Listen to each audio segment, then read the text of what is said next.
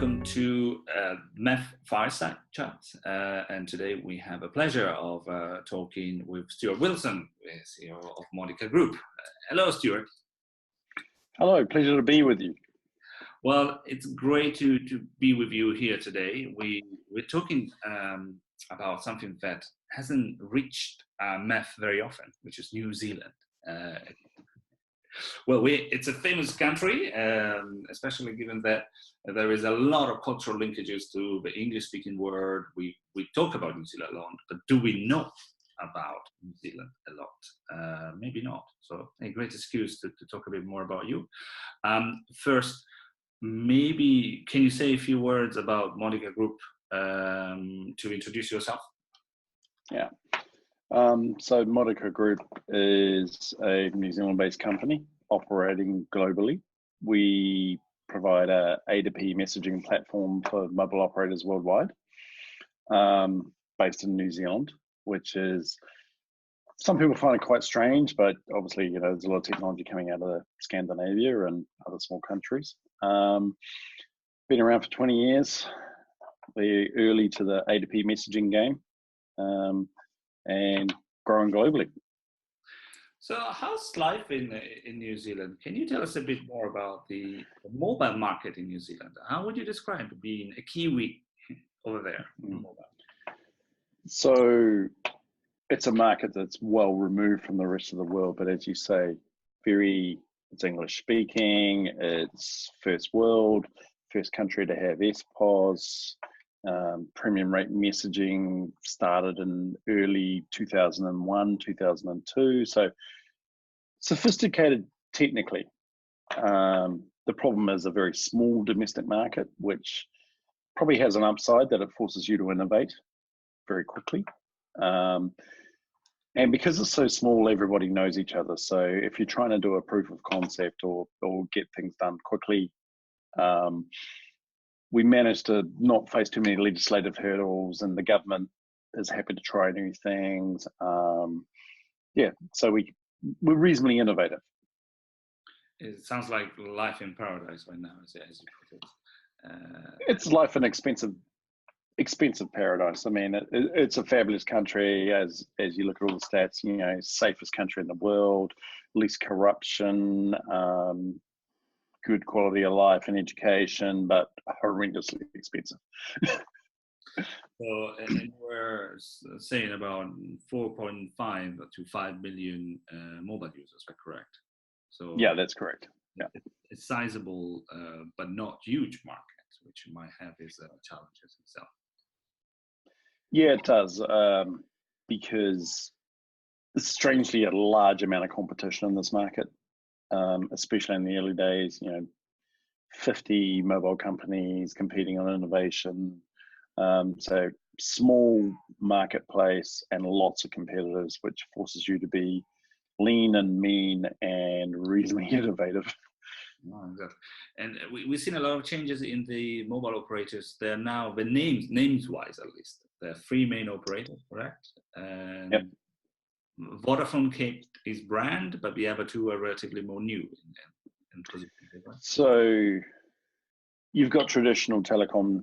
It was Telecom New Zealand, which is the government operator. You might have argued, you know, 100% market share, slow, then deregulated. Vodafone came in originally as Bell South, grabbed a lot of market share. Third operator came in as kind of the youthy, funky prepay, and you ended up with a split of telco incumbent of about 35%, Vodafone of 35%, and then the new funky player of about 30%. Spark, Telecom New Zealand, who became Spark, got smart and invented a new brand called Skinny. So you've got four operators in a 4.5 million person market, which is challenging. It makes it very challenging. Well, you know, it's a good gym to practice yourself and get your muscles ready, at least for something else. Exactly, and it's a tough gym. It's a very tough gym. Well, let's talk about something closer to the A2P word, but in general, the enterprise communications. How would you define in New Zealand the enterprise communication word?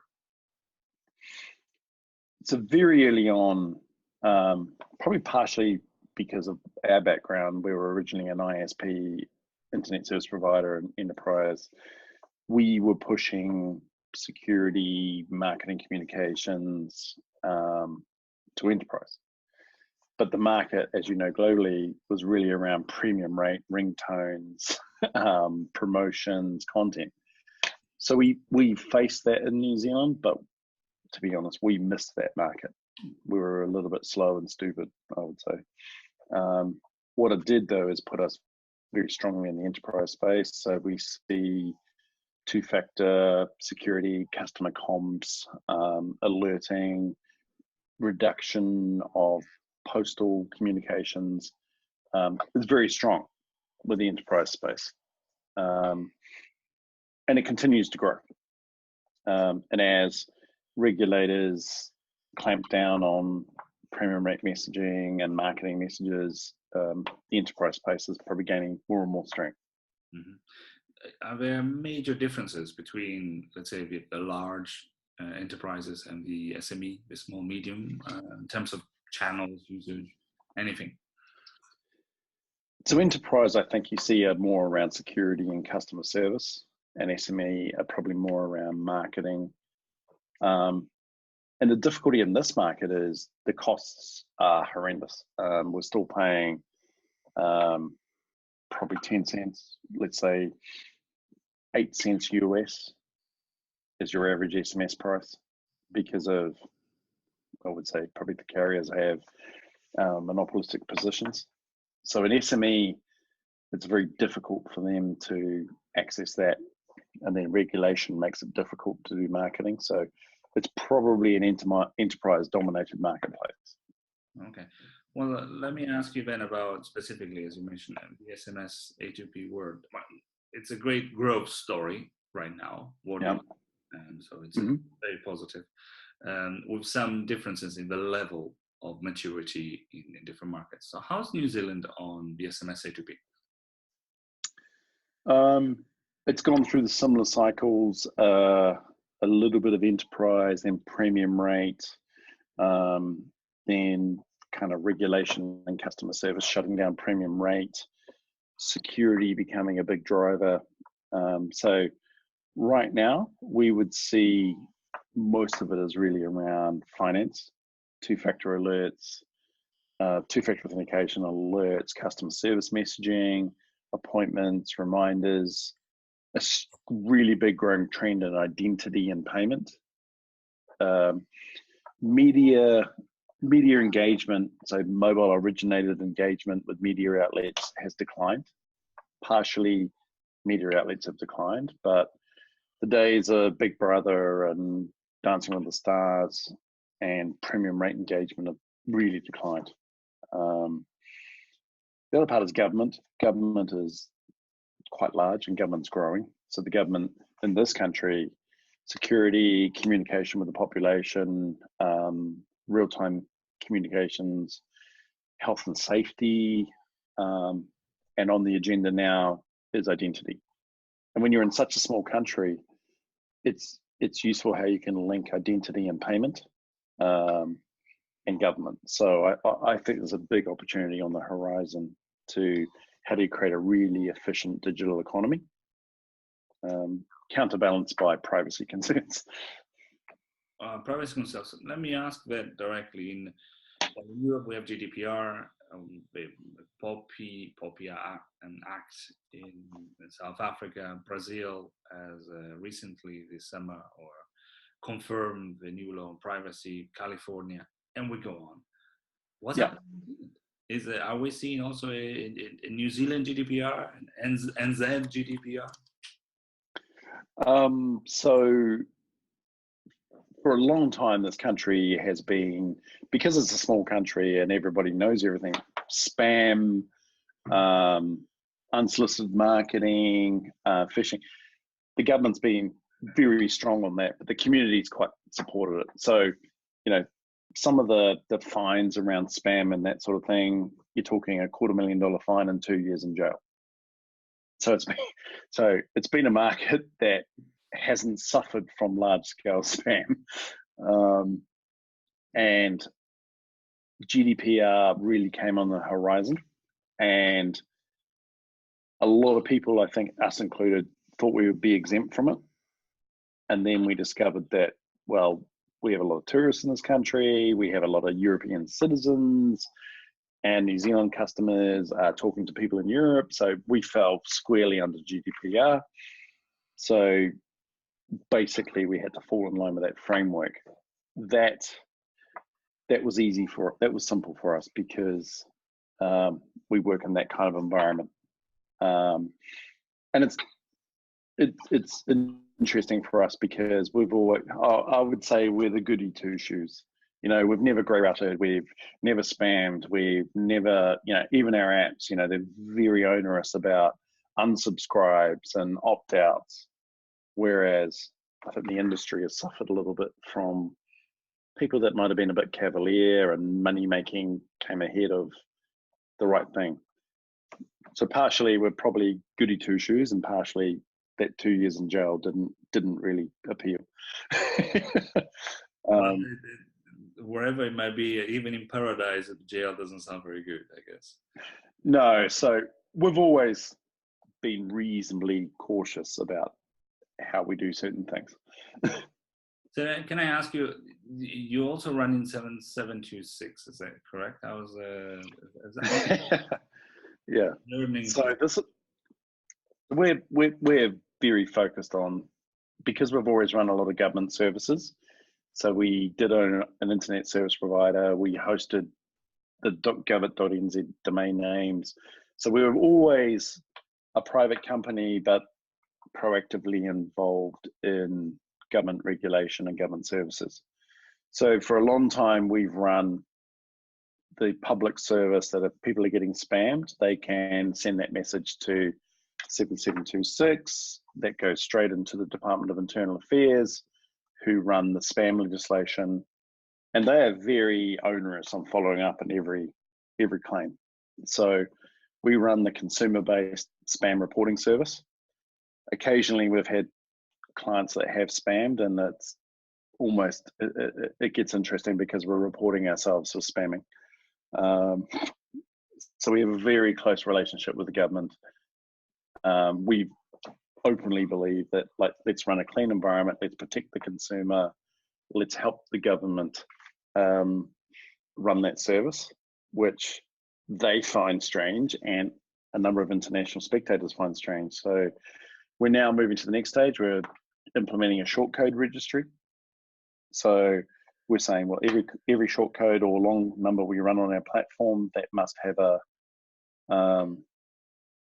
basically a directory, so the public can find out who runs the service, what's the support number, how do I opt out, how do I complain. So a very public registry, almost like who is for domain names. And is that already defined and ready to go, or do you have a date? Or so we've actually had it in our platform for a number of years. So really, probably now it's really how do we send it public, and then of course it gets interesting because we're trying to do the right thing, but now privacy becomes an issue, and how much information can we release? But yeah, we're pretty committed to a public short code registry or a public long number registry, so anybody can see what a particular service means. Oh, perfect. Well, if I may ask you something that, well, we're seeing some of our MEF members in general as a bit of a next bet, and MEF itself is covering as a new area, which is IoT, mobile IoT. This is a big area. Indeed. So back to the questions about New Zealand. What's happening in the IoT world right now? So, as with the rest of the world, there's a massive land grab. I think it's the life raft for mobile operators. They've suddenly realized, gosh, so we've got market saturation on handsets. IoTs turn up, and we can go sell a large number of SIM cards, and we're seeing that rush. So in New Zealand, of course, being an agricultural society, massive focus around agriculture. What is it? They call it paddock to plate. How do you track a cow from when it was born to what it ate to what it drank to you're eating it today? So things like that are very important. Home delivery, high quality home delivery of food, checking that your chicken hasn't sort of warmed up in the sun and that sort of thing. So we're seeing more and more use cases. Fisher and Paykel, a good New Zealand company recently acquired by Haya, but you've got all these devices that in theory are going to start talking back to you. So there's a lot of hype. For me as an A2P messaging provider, I love it because it's like the old days, right? Everybody's they're working on giving everyone a cell phone. But if you look at A2P, A2P is not about the cell phone. It's about how does that cell phone talk back to a service, or how does a service talk to that cell phone? So for us, we've got a couple of really good live IoT examples. But I'm looking at it saying, well, great, put SIM cards or virtual SIM cards in devices, but where are they all pointing? They all need to point back to a gateway. And how do you talk to them all? So for us, the opportunity is great. Run around, throw IoT, SIM cards and everything. They need to point at a gateway, which is us. So we have two real life examples. One is power meters. There's a number of low power IoT meters. They're asleep. Through our platform, we send an SMS, an especially encoded SMS. We wake it up and it sends back its power reading. So mobile operators are thinking about, I can sell 10 million SIM cards into power meters. And I'm saying, no, that's easy. How do we actually communicate with them and aggregate the data? So I think there's some real life use cases. 2 years ago, people thought I was insane when I said, there's an IoT play for us. All those fridges, TVs, power meters, cows, cars, they need to talk back somewhere. And I think that's the opportunity for A2P messaging providers. And Stuart, I can't resist. I need to ask you, on top of Modica Group, you're also working in wine. So that's not very MEF. Let me ask you, how's the wine industry? Everybody within at least the MEF office seems to be interested in the area as well. So out of the interest, what are you telling So indeed, being a MEF member, bringing New Zealand wine to the table would be, dairy products are kind of the big talking point, but I think the wine is a lot more fun.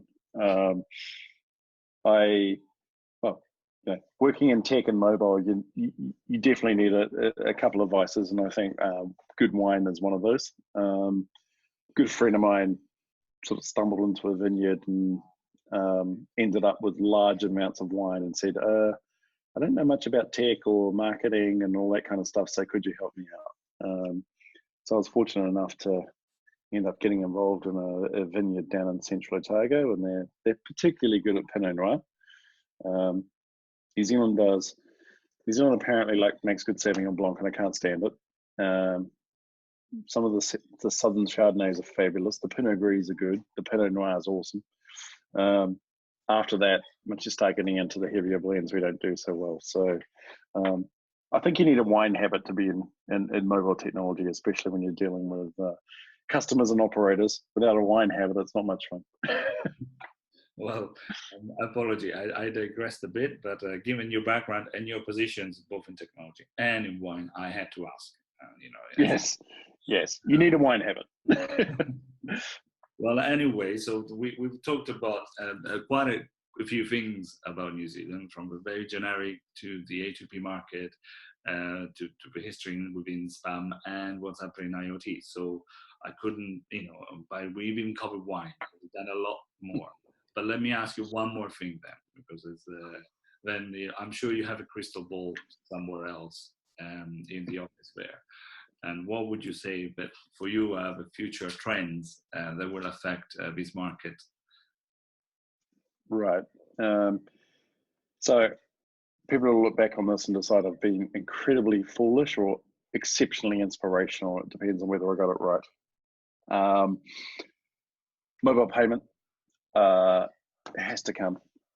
We're working with a number of banks and global payment providers half of the messages we send out are you owe us $50. You need to pay for your doctor's appointment. So payments a big play. I was going to say I don't want to say RCS. I think RCS is a little bit of a buzzword at the moment, but richer engagement on mobile, how that manifests has to happen. And whether it's mobile websites, whether it's RCS, whether it's WhatsApp, whatever, richer engagement on mobile is going to happen. And so we need to stop possibly talking about RCS or we keep talking about technologies rather than experiences, but a richer experience has to happen. And for me, the last one, and I don't have a clear view as to how that's going to happen, is digital identity. How does my mobile device identify me? How do I get a bank account? How does the government deal with me? How do I simplify electronic transactions using my mobile device? So we're doing a lot of work with identity, even around KYC and AML, that sort of thing. Very important. I'm very happy that you mentioned effectively the topics where Mobile Ecosystem Forum seems to be focusing a lot. The multimedia development of our channels and the identity. I mean, just to mention 3 of them.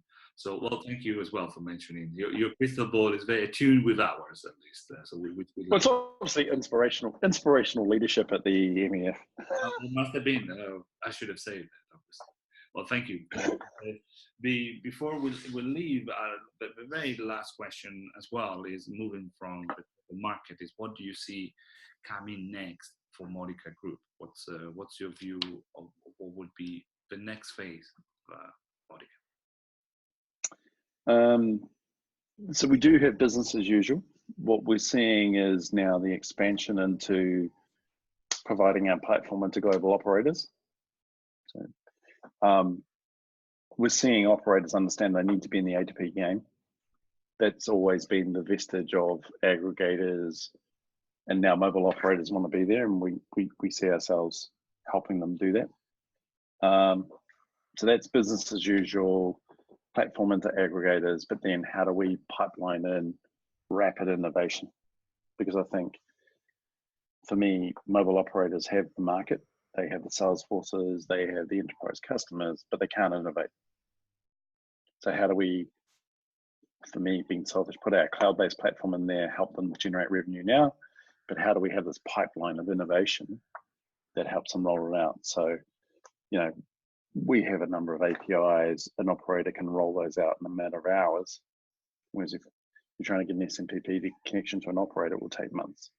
And we're going to add RCS to that, we're going to add payment to that. So how do we help them innovate? That's our future. For us, it's like platform into operators and then just rolling in innovations to help them get to market faster. And we're quite focused on Southeast Asia, Latin America, Middle East, North Africa. We're keeping well away from Brazil, Russia, India, China, Western Europe, and America. Too hard, too competitive, legislatively annoying. So for us, small companies, small country, innovate quickly, and then throw it out to our sort of giant partners and let them get it into market, which is kind of exciting. We're talking to operators in multiple countries and helping them generate revenues.